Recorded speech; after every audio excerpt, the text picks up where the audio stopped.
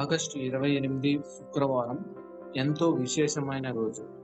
ఈ రోజు శ్రావణ పౌర్ణమి, రాఖీ పౌర్ణమి, జంధ్యాల పూర్ణిమకు కూడా పాటిస్తారు. పౌర్ణమి తిథి ఉదయం 9:48 వరకు ఉండడంతో రాఖీ కట్టే కార్యక్రమాన్ని ఉదయాన్నే పూర్తి చేసుకోవడం చాలా మంచిది. ఈ పవిత్రమైన రోజున ఉదయం బ్రహ్మ ముహూర్తంలో లేదా వీలైనంత త్వరగా నిద్ర లేచి స్నానం చేయాలి. ఇంటిని, ముఖ్యంగా పూజా గదిని శుభ్రం చేసుకోవాలి.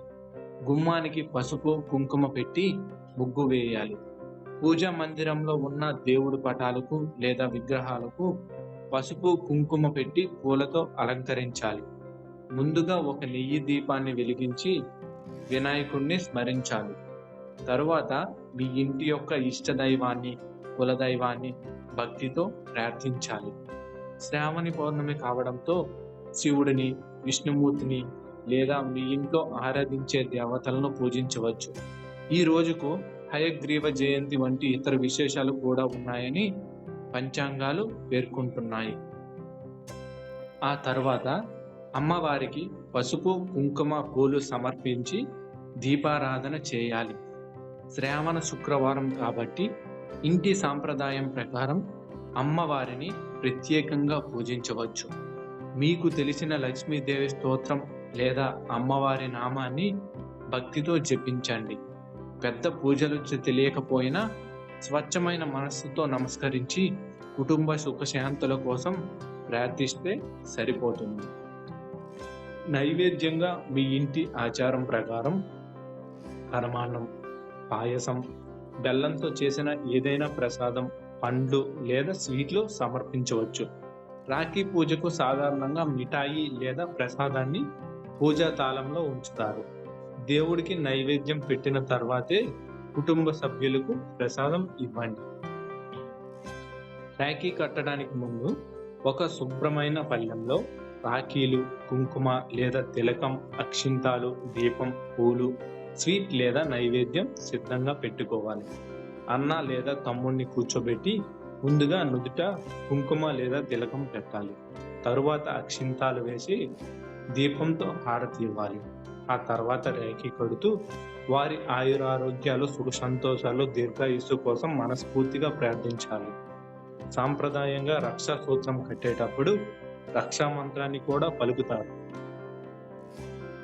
రాఖీ కట్టిన తర్వాత స్వీట్ లేదా ప్రసాదం తినిపించాలి. సోదరుడు కూడా తన సోదరికి శుభాకాంక్షలు చెప్పి ప్రేమగా తనకు అండగా ఉంటాననే భావాన్ని వ్యక్తం చేస్తాడు. రాఖీ పండుగలకు ప్రధానమైనది ఈ ప్రేమ, ఆప్యాయత, పరస్పర రక్షణ భావం.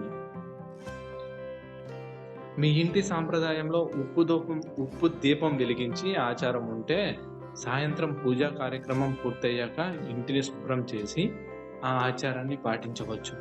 అయితే ఉప్పు దీపం అందరికీ ఒకేలా ఉండే శాస్త్రిక విధానం అని నేను చెప్పను. ఇది కుటుంబ, ప్రాంతీయ ఆచారాన్ని బట్టి మారుతుంది. అందుకే మీ ఇంట్లో పెద్దలు ఎలా చేస్తారో అదే పద్ధతిని అనుసరించడం మంచిది. సాయంత్రం మళ్ళీ పూజా మందిరంలో దీపం వెలిగించి దేవుడికి నమస్కరించండి. పౌర్ణమి రోజున చంద్ర దర్శనం చేసే సాంప్రదాయం ఉన్నవారు చంద్రుడికి నీటితో ఆర్ఘ్యం సమర్పించి మనశ్శాంతి, కుటుంబ సుఖం కోసం ప్రార్థించవచ్చు. కొందరు ఈ రోజున అన్నదానం లేదా అవసరమైన వారికి ఆహారం, పండు వంటి వాటిని దానం చేసే ఆచారాన్ని కూడా పాటిస్తారు. కాబట్టి భక్తులారా, ఆగస్టు 28న ఉదయం త్వరగా లేచి స్నానం చేసి ఇంటిని శుభ్రం చేసుకొని దేవుడిని పూజించండి. నెయ్యి దీపం వెలిగించి అమ్మవారికి పసుపు, కుంకుమ, పూలు సమర్పించండి. మీ ఇంటి ఆచారం ప్రకారం పరమాన్నం, పాయసం లేదా బెల్లంతో చేసిన ప్రసాదాన్ని నైవేద్యంగా పెట్టండి.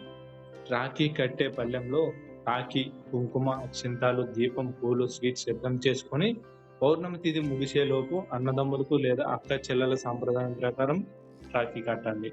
2026లో ఆగస్టు 28న పౌర్ణమి ఉదయం 9:48 వరకు ఉన్నట్లు పంచాంగ వివరాలు చూపిస్తున్నాయి.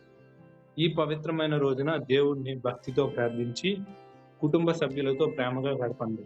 సాధ్యమైనంత వరకు ఎవరికైనా సహాయం చేయండి. ప్రేమ, భక్తి, మంచితనం కలిసినప్పుడే పండుగ యొక్క అసలైన అర్థం నెరవేరుతుంది. అందరికీ శ్రావణ పౌర్ణమి, రాఖీ పౌర్ణమి శుభాకాంక్షలు. శ్రీ మహాలక్ష్మి దేవి, పరమేశ్వరుడు మరి మీ ఇష్టదైవం ఆశీస్సులు మీ కుటుంబం ఎల్లప్పుడూ ఉండాలని కోరుకుంటున్నాను.